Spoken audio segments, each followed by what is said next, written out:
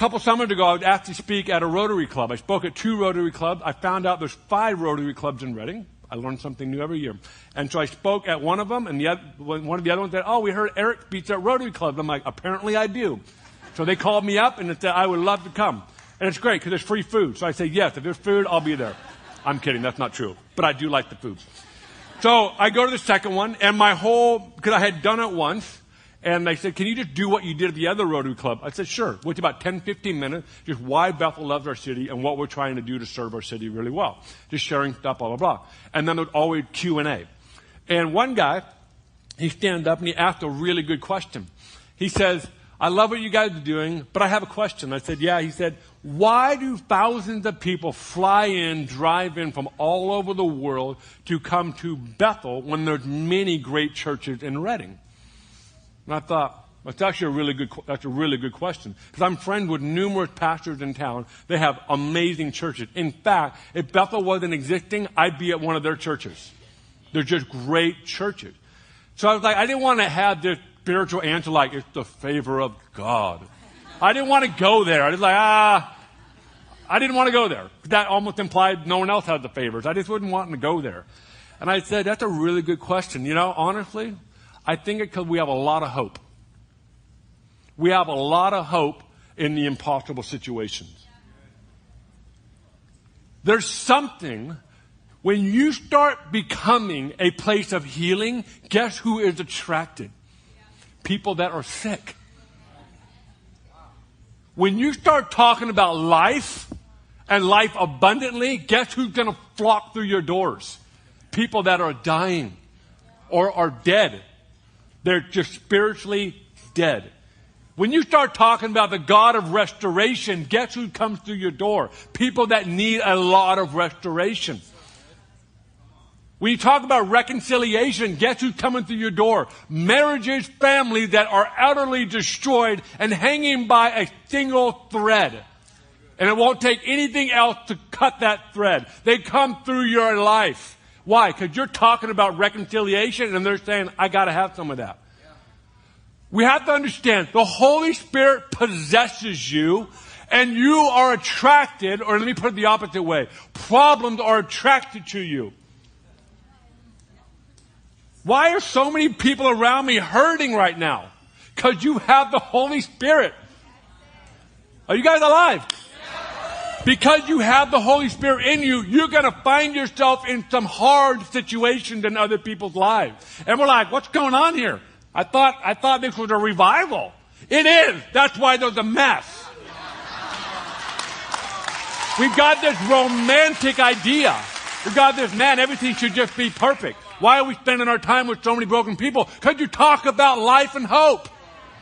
And they're like, they'll fly across the planet for 5-minute prayer and fly back to their nation. Why? Because they're hoping for something. So we got to watch our attitude. We got to watch our life and say, am I able to minister to the one after I've been on the mountaintop? After I've done some amazing thing to the masses, can I get off my stage in life and spend time with one person? Do I have that ability? You should, is what I'm implying.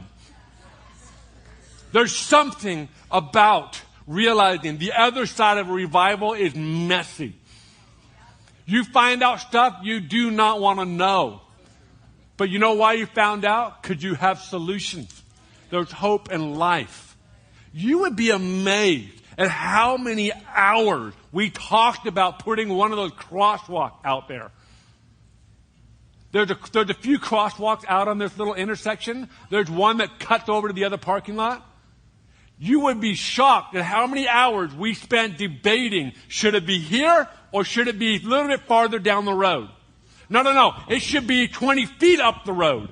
You're like, what's the big deal? It is a big deal because where that crosswalk lands determines how many people can come into the building efficiently.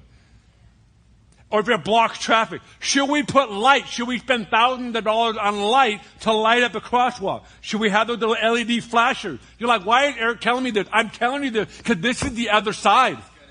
This is the other side of a movement. This is the other side of an outpouring because people are coming in and we can't control how many people are coming.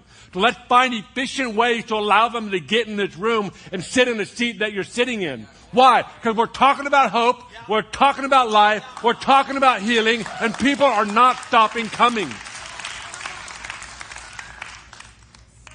I remember sitting in one of these crosswalk meetings going, what the big deal? Just put it in. And our really smart people like, Eric, you don't understand. If you put it here, I'm like, I don't, just wherever you want it, just put it there. Okay? And so they put it there. And it's brilliant. So now all of you can have a new respect for that crosswalk. You should go kiss it or something. Lay on the ground and hug it. I don't know. Just know that hours of our time went into that dumb crosswalk.